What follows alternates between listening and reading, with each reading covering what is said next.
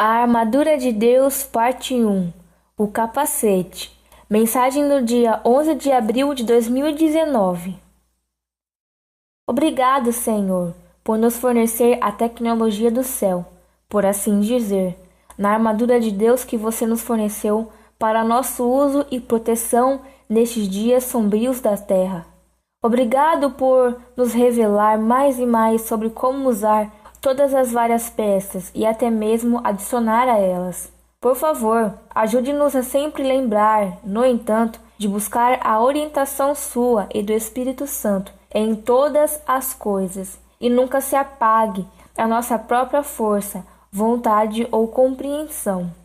Amém. Este é o começo de uma série de mensagens sobre a armadura de Deus. Como podemos colocá-lo em diante? Todas as várias peças que o Senhor mostrou à equipe de oração em Red Wellers e suas funções. Concentro-me não apenas nas peças em si, mas na importância do porquê precisamos dessas proteções. E vou incluir testemunhos de outras pessoas da equipe de oração, enquanto analisamos cada peça, como eles foram ensinados através de experiências da vida real com o Senhor. Essas mensagens são apenas um local de partida. Estamos descobrindo que as peças básicas da armadura são com as quais devemos começar, sempre. Necessidade e fé e a liderança do Espírito Santo são o que proverá mais. Jesus e o Espírito Santo têm nos mostrado que se tivermos a fé para pedir uma necessidade especial, Ele é fiel para suprir tudo o que precisamos, seja qual for a situação com que nos encontrarmos. Filipenses 4,19 nos diz: Estou convencido de que meu Deus satisfará plenamente todas as suas necessidades, pois eu vi as abundantes riquezas de glória reveladas a mim através do ungido, Jesus Cristo. Mas devemos usar os fundamentos da armadura todos os dias e nunca correr à frente do Espírito Santo para tentar melhorar qualquer peça sem a direção expressa. Nem devemos tentar usar as espadas ou outras peças específicas de uma forma que esteja além do básico, sob nossa própria vontade, sem a proteção e orientação do Espírito Santo. Ambas as ações nos levam ao orgulho e à possibilidade de que nada acontecerá da maneira que esperávamos. Isso pode então trazer um golpe para a nossa fé e confiança, que é o alvo dos inimigos em primeiro lugar. Até agora, 2 de nós já passamos por situações severas e sabíamos que a única salvação daquelas situações era escutar o Senhor e não mergulhar no que supomos que trará a vitória. O orgulho é o perigo sempre presente nisso. O Senhor tem nos ensinado fortemente que Ele é o vencedor. O Espírito Santo é o diretor da batalha e nós devemos procurá-los para instrução quando confrontados com uma batalha. Na guerra, você espera que o comandante de sua tropa lhe diga quando é apropriado disparar sua arma, anexar baionetas ou sair dos canhões, e há ainda um tempo para ficar de pé. Então, vamos começar com uma revisão da Escritura em que Paulo descreve essa armadura. Isso é da tradução da Paixão, que eu aprecio porque ele muitas vezes vai para a língua original, o texto em aramaico, e às vezes isso lhe dá uma interpretação mais concisa do que Jesus estava realmente dizendo, voltando à sua língua original com a qual ele falou. Esta passagem é tirada de Efésios 6, do 10 ao 20. Agora, meus amados, eu guardei estas últimas verdades importantes. Sejam sobrenaturalmente infundidas com força através de sua união vital com o Senhor Jesus. Permaneça vitorioso com a força de seu poder explosivo fluindo dentro e através de você.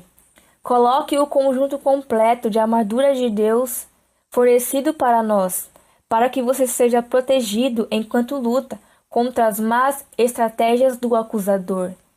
Seu combate corpo a corpo não é com seres humanos, mas com os mais altos principados e autoridades, operando em rebelião sob os reinos celestes.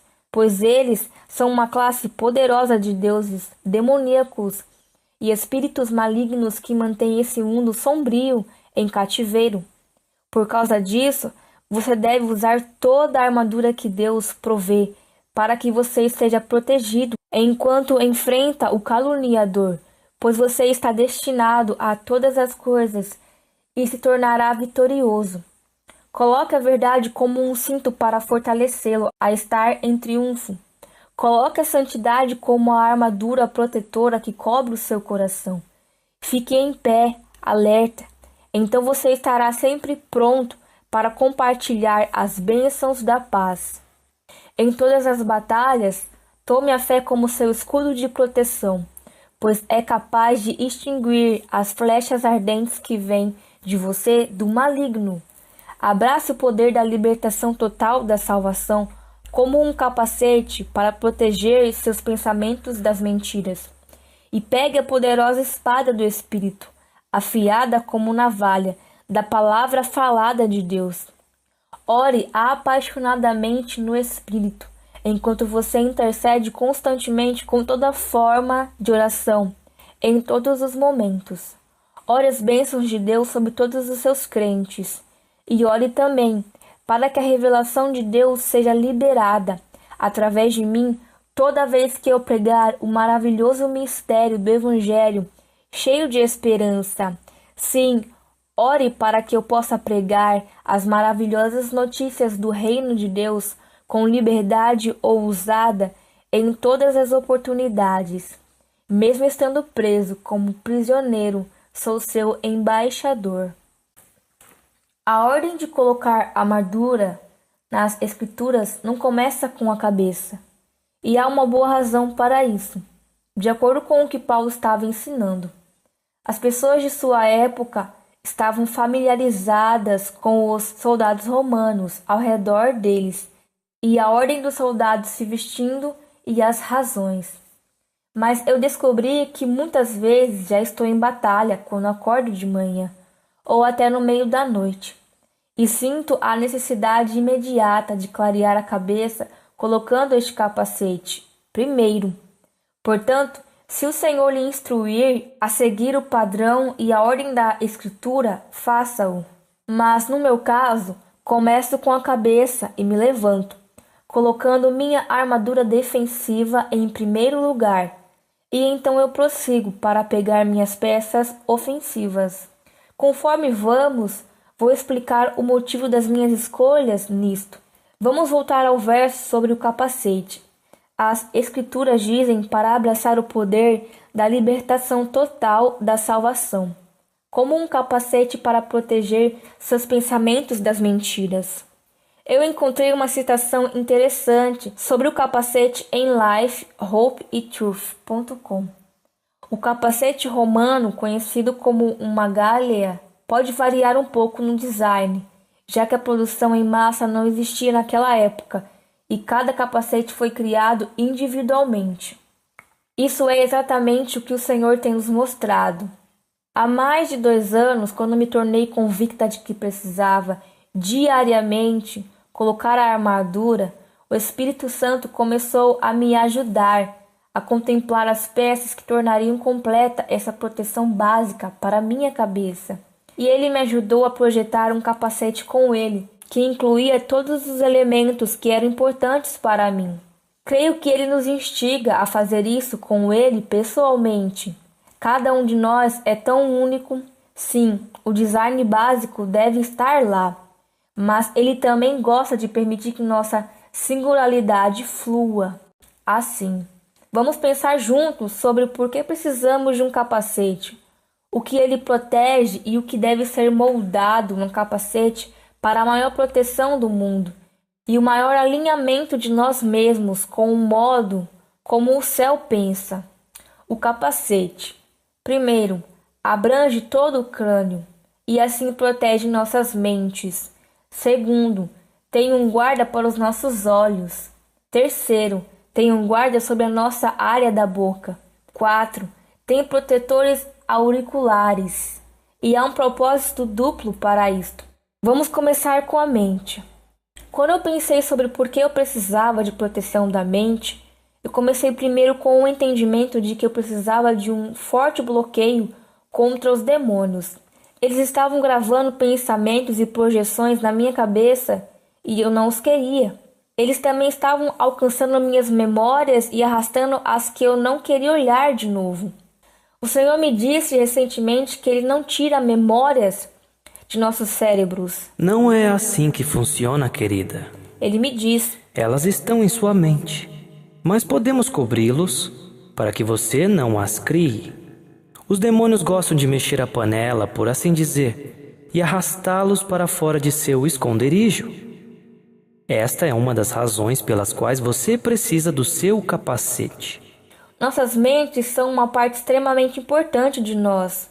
E assim, mantê-lo e os portões que o alimentam, os portões dos ouvidos e dos olhos, puros, limpos e protegidos, são vitais para a nossa vida neste mundo, mas não estamos nele. Nossas mentes processam o que pensamos e como nossa imaginação funciona. Nós queremos a mente de Cristo em nós e não a nossa carne ou o mundo, recebendo a maior parte da nossa atenção.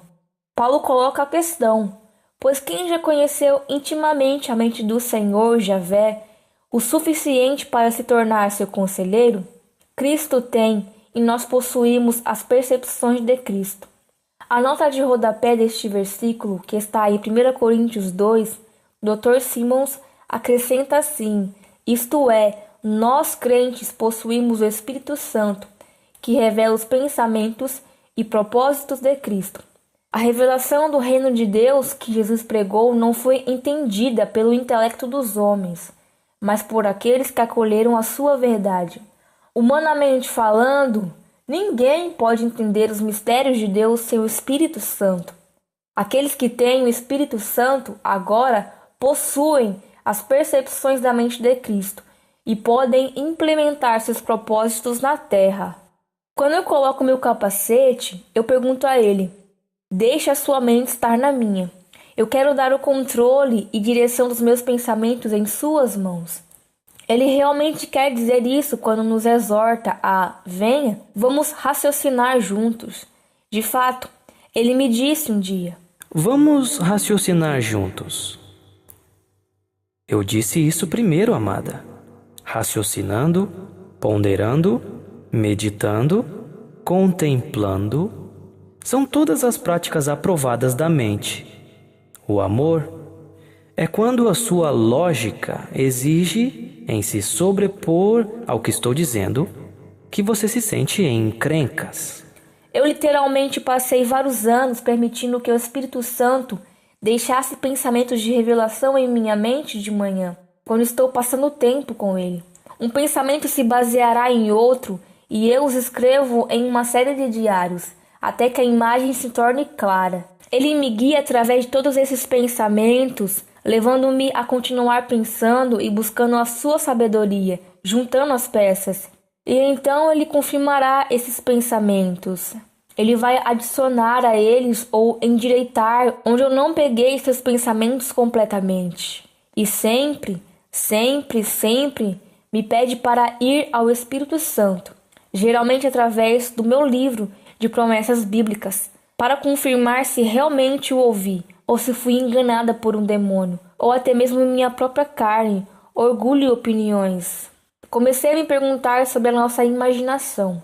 Ele disse ao canal, desde o início dos ensinamentos de Claire, que o caminho para se conectar com ele através da oração habitacional é conectar-se através de nossas imaginações santificadas. Claire disse em uma mensagem que usamos nossa imaginação até certo ponto, apenas para começar a ver o Senhor, e ele assume muito rapidamente. Isso significa que começamos com o que já podemos imaginar, e então ele vem a nós no Espírito e faz o que ele quer fazer.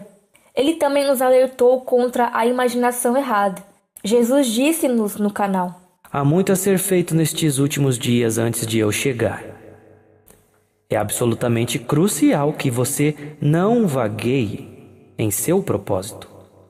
Mantenha seus olhos fixos em mim. Todo o seu coração, mente, espírito e alma habitada em mim.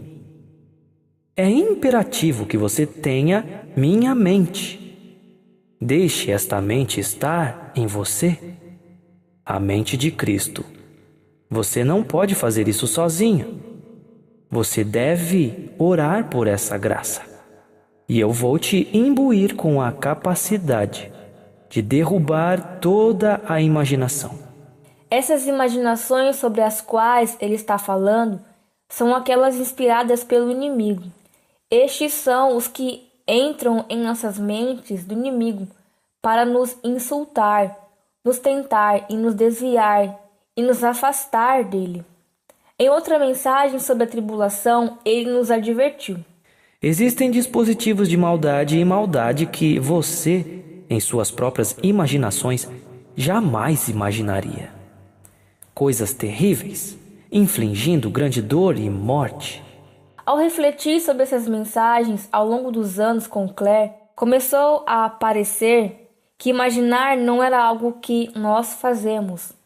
Nós éramos apenas o seletor de onde poderíamos permitir que nossas mentes olhassem. E então as forças do céu ou as forças do inferno eram as que nos alimentavam. Comecei a me perguntar se tínhamos mesmo a nossa própria imaginação. Então eu perguntei a ele, há não muito tempo atrás. Eu estava pensando, Senhor, parece que todas as imaginações vêm do céu e através de nossas mentes, ou do inferno. Isso está correto? Não temos a capacidade de imaginar sem a entrada de qualquer lugar? E ele me respondeu. Seus cérebros estão conectados de tal maneira que sim. Você é como um receptor. Nós, Deus, somos a fonte, mas o receptor tem que ser sintonizado no céu. É um pouco influenciado facilmente para o reino das trevas, especialmente nesta geração. Muito do que é dado aos produtores de música, livros e filmes nos dias de hoje não vem do nosso reino, mas do inimigo. Você conheceu isto e viu isto. Sim, esse pensamento é verdade também. Eu tinha pensado e ele percebeu isso. Mesmo que o inimigo planeje alguma produção voltada para o mal, ainda assim temos a capacidade de colocar alguma coisa lá, para o nosso lado, por assim dizer. Então, ultimamente, comecei com esses pensamentos. Nossos cérebros são como o que hoje chamamos de computadores, um receptor. Não podemos inventar nada por conta própria.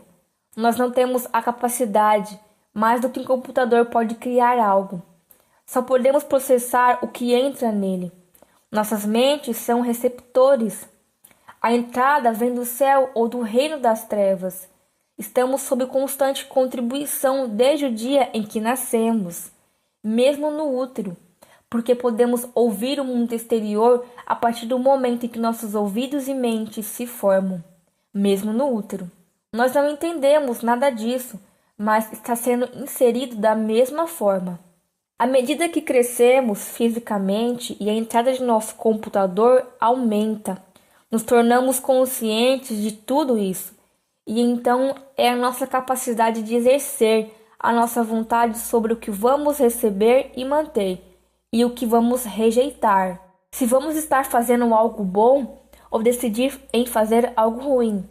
Estamos constantemente cercados pelas forças do bem, céu, e do mal, o inimigo. Cada um está fazendo o melhor para nos atrair de um jeito ou de outro. Aquela imagem da pessoa com um demônio em um ombro e um anjo no outro lado não está longe da verdade, não é, Senhor? Jesus me respondeu. Está certo sobre a verdade, pequenina. É exatamente a imagem de como a vida é.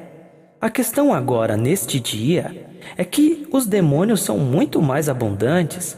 A entrada malvada no mundo pôde ser desvelada para todos os sentidos, durante séculos, milênios até. As pessoas tinham apenas um sentido atacado pelos malignos: a visão. Verifique isso, amor. Você parou. Eu parei de escrever porque Bem, eu vou explicar. Eu disse a ele: Sinto muito, Senhor. Minha lógica chutou. Fui ao Espírito Santo e perguntei-lhe: Espírito Santo, é este completamente o meu Senhor? Jesus, o Cristo, que andou na terra como um homem que falou isso agora? E a promessa da Bíblia foi: Espírito Santo. Sim, isso é verdade.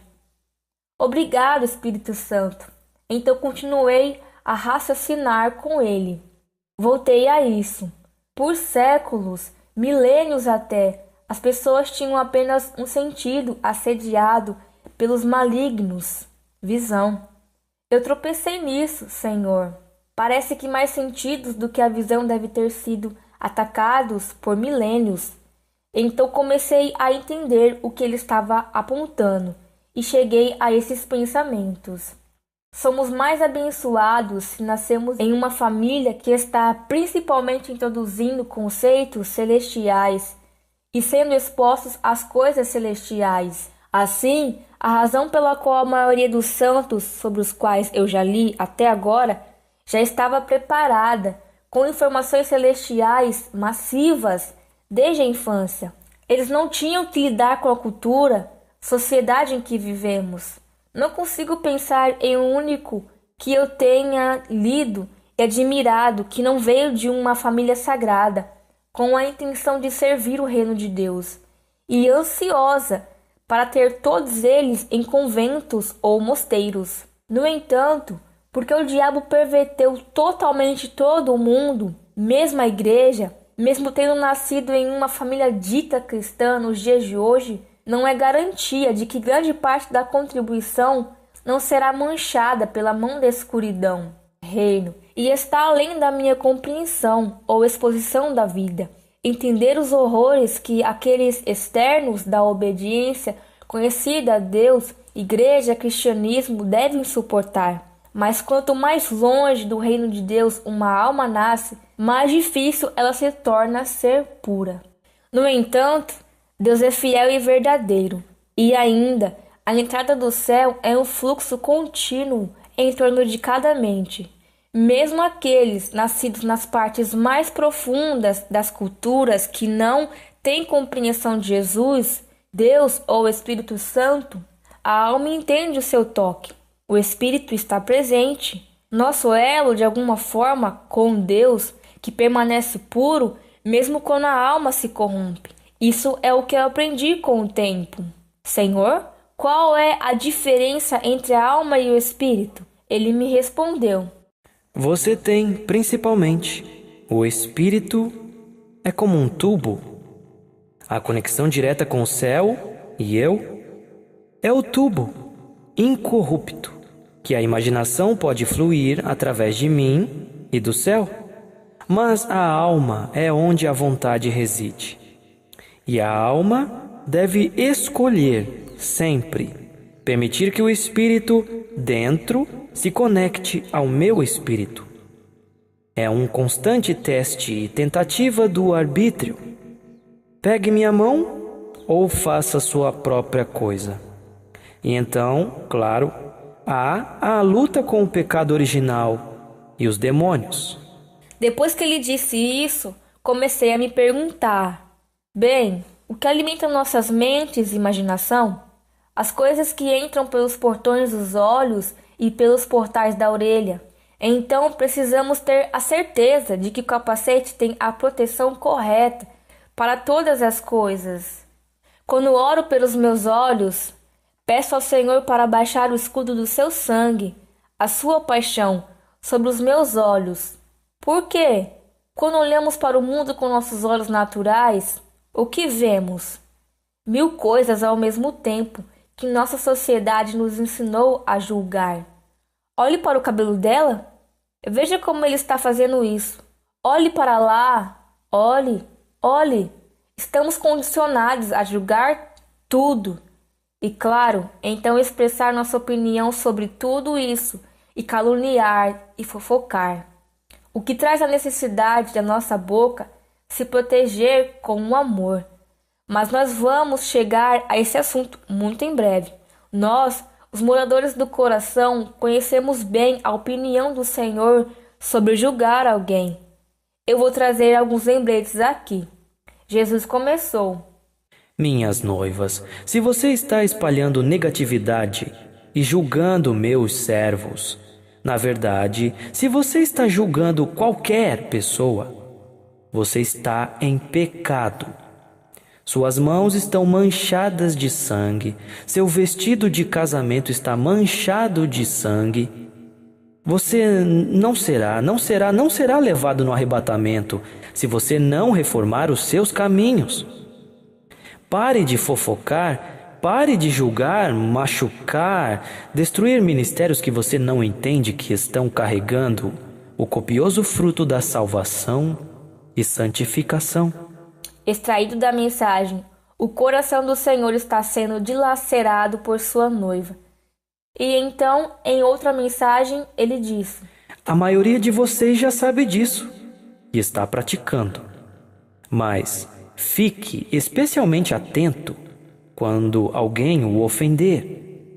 Este é um momento em que você está mais vulnerável a revidar com o julgamento. Essa é outra razão por eu não querer que você veja as notícias. Muito disso é uma mentira. E quando você responde com a condenação dos outros por causa de uma mentira que você ouviu, é um pecado sério aos meus olhos. Preferiria que você respondesse em caridade pelas almas ofensivas e que orasse por elas. E muitas vezes essa atitude priva você da operação das graças que eu lhe concedi anteriormente. Então, você reza e espera pela minha unção. Então, depois de receber, você desperdiça julgando os outros.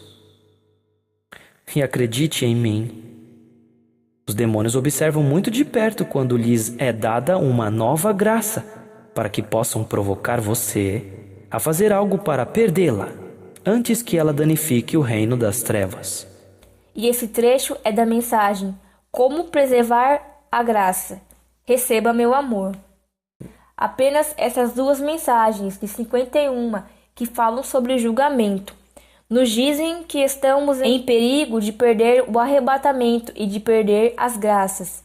Eu quero olhar para o mundo da maneira que o Senhor olha, não vendo as ações, os pecados ou o comportamento das pessoas, mas suas preciosas almas, aquilo que veio do Pai e aquilo que Ele quer voltar para Ele.